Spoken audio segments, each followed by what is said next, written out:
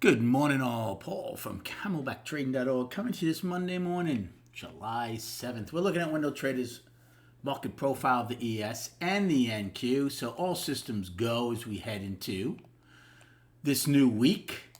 Up on all three time frames for all three of our indices. We had gaps up on our shortened day on Thursday. Again, nothing changes.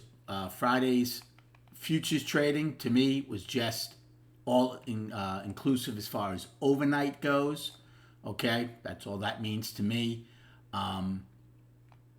It's amazing how Thursday night's overnight, look at the low, exactly where the gap fill was. Pretty interesting, right? But again, that doesn't count. Right now we're trading though. Remember, we had a double distribution day on Thursday. Right now we're trading in the lower distribution, right at, in ES's case, the lowest accepted price. Remember how powerful those are, the way it was on Thursday, and an NQ right below it also. So if we open at these levels, you're going to be dealing with lower value, at least to start. Look, there is nothing unhealthy for this market to back and fill, right? Take back some poor structure, you go up 3-4 days in a row, come back a day or two, right? That's healthy, actually. To keep putting the daily potentially back to balance, can come out of balance, obviously, to the upside, right? It's unhealthy to just keep going straight up and leaving gaps and trend days and things of that nature. So we'll see how today plays out, right? As day traders, we just take the day's MGI and trade that. But, of course, knowing the longer-term picture. Because right now, with the longer-term picture being up, any attempt to push down has been met by what? Straight right back up. Okay? So keep that in mind. Okay? So again, I am going to be using Thursday night's overnight low as that's my overnight low. It's not last night's. Okay? That's how I look at it. Same with the overnight highs of right now. It's Thursdays. Okay? So that's my overnight high and low is Thursday. Friday's futures trading and last night's overnight all inside of that. So it's all noise until we either take out that low or this high. Okay, that goes the same with NQ, righty, all of them. Look at NQ's overnight high. Right attempt to get into the upper distribution. So why is that all important? Well, because if we do get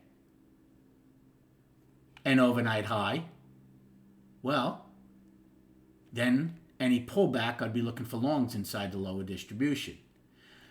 We also have potential for a couple of things here, right? A value gap lower, right? We talked about that in the trading room. We had totally higher value on the shortened day on Thursday.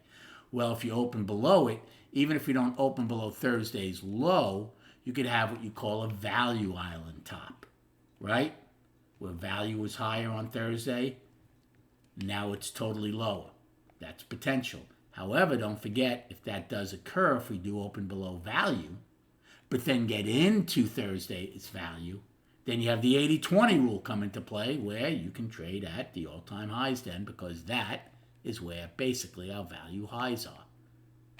Again, being in the trading room, this is what we're talking about, discussing, and watching for as our MGI forms. Okay? And then just quickly on the chart, I recapped all of these Thursday after the shortened day. So we're up now, right? This is what we're talking about as the market goes from after, that's the weekly, I apologize. Let's go to the daily.